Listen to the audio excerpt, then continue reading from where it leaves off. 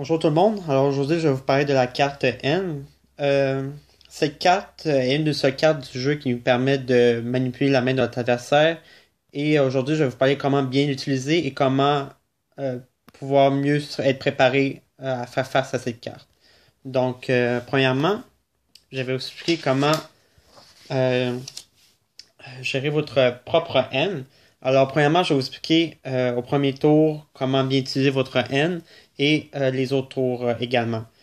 Il faut prendre en considération aussi que c'est des conseils généraux, donc c'est sûr qu'il y a des decks, il peut y avoir quelques exceptions à ces conseils et tout, donc au moins prendre en considération durant l'explication. Alors, notre N, au premier tour, euh, ce que je conseille fortement, c'est vraiment éviter de jouer cette carte le plus possible. Pourquoi? Puisque durant notre premier tour, ce qu'on veut, c'est vraiment avoir un setup. Donc vraiment commencer notre plan, avoir les basics qu'on veut, avoir l'énergie du tour, avoir vraiment ce qu'on veut pour bien partir la partie en fait. Alors, ce qu'on veut vraiment au début, comme supporter, c'est vraiment utiliser Sycamore ou bien Budget. C'est sûr que lorsqu'on a des mains ou qu'on a beaucoup de ressources qu'on peut discarter avec Sycamore, on va être plus tenté de faire N, mais il faut vraiment penser, faut pas avoir peur de discarter des cartes qu'on ne veut pas discarter nécessairement, parce que si on les discarte pas, peut-être qu'on sera pas plus avancé dans les tours suivants. Donc vraiment avoir cette considération lorsque vous effectuez votre premier tour.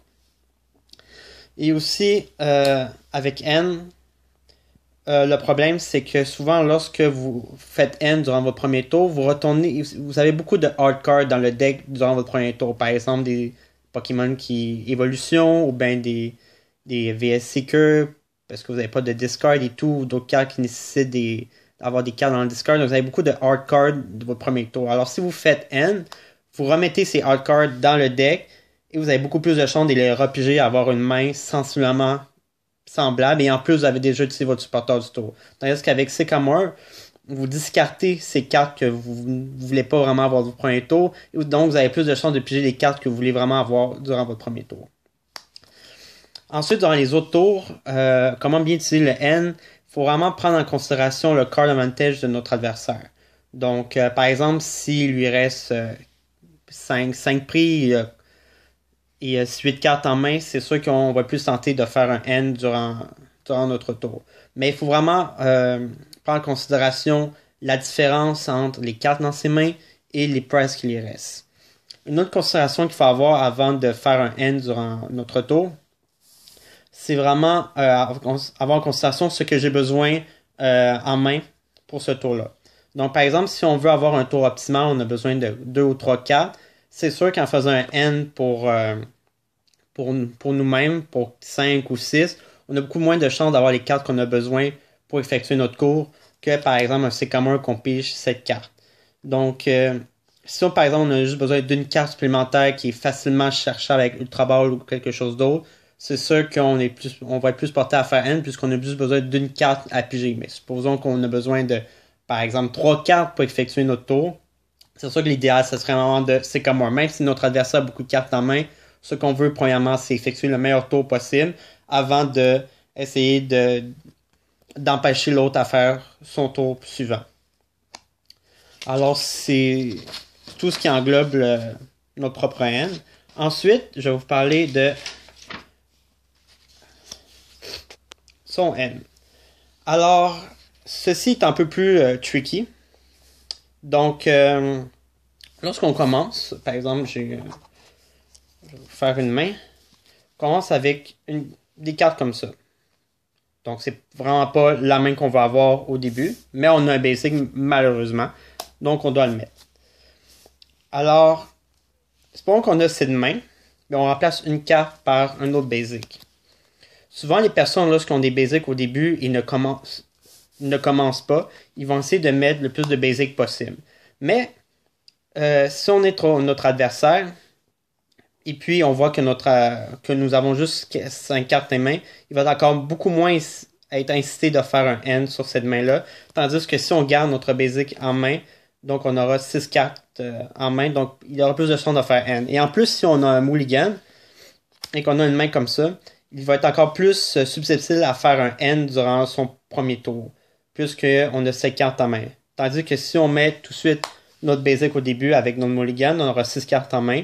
Par contre, s'il ne se fait pas N, on va être pris avec une main vraiment pas très bonne. Alors, c'est vraiment ce truc-là que je vous conseille. Donc, supposons que vous avez deux basics, mais vous avez une mauvaise main. Donc, vraiment garder le basic en main. Tandis que si vous avez une bonne main, vous ne voulez pas vous faire N, essayez de mettre le plus de basic possible dans le bench. Et aussi, un autre truc que je peux vous conseiller, c'est supposons que vous avez une mauvaise main, puis vous voulez vraiment que votre adversaire vous N. Je vous conseille vraiment de faire comme si vous avez une bonne main. Donc, par exemple, regardez vos cartes, faire comme si vous avez un Ultra Ball, donc prendre 3 cartes, essayer de voir un peu vos stratégies et tout, vraiment regarder vos cartes. Parce que souvent, le monde, lorsqu'il a une mauvaise main, il fait juste le mettre là, il prend pas en considération. Aussi, l'expression faciale aussi joue beaucoup. Donc, essayez vraiment de faire comme si vous avez une bonne main pour inciter votre adversaire à vous N au premier tour. Donc, ce que je vous conseille beaucoup. Et durant les autres tours, c'est le même principe que votre Power N, mais inverse. Donc, souvent, votre adversaire va regarder les cartes que vous avez dans les mains comparativement à vos prices et tout. Donc, essayez de vraiment, si vous voulez vraiment garder votre main, essayez de minimiser vos cartes en main le plus possible pour ne pas vous faire N le tour suivant. Donc, supposons que vous avez déjà les cartes que vous avez besoin pour le tour suivant. Essayez de jouer les cartes comme par exemple un tour sur un Pokémon, même si c'est pas nécessaire et tout, pour essayer de diminuer votre main, pour inciter votre adversaire à pas vous N, puisque vous avez déjà les cartes que vous avez besoin le tour suivant pour effectuer votre plan de match.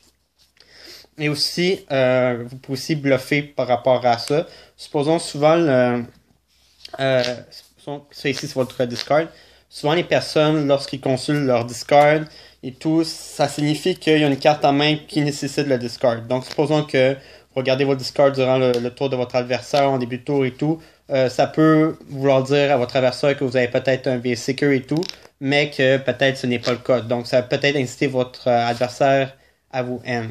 Donc, le cas contraire, supposons que vous voulez vraiment garder votre main en fin de partie, essayez de minimiser, de toucher pas mal à tout. Donc, supposons que vous avez vraiment la main idéale pour le tour suivant, puis vous ne voulez pas vous faire N, essayez de moins, par exemple, toucher votre Discord, toucher un peu vos affaires et tout, parce que cela veut dire un peu que vous avez déjà ce qui est nécessaire pour faire ce que vous voulez faire, par exemple dans le Discord et tout. Donc, essayez de minimiser, de toucher les cartes, d'essayer de faire un plan match, donc vraiment rester calme et tout, de faire comme si vous avez pas mal rien, pour essayer d'inciter votre adversaire à ne pas faire leur end, surtout en fin de partie, lorsqu'il vous reste juste un ou deux price. Alors, ceci conclut ma vidéo par rapport à comment essayer de mieux jouer notre N et jouer contre le N de l'adversaire. Alors, merci de votre écoute.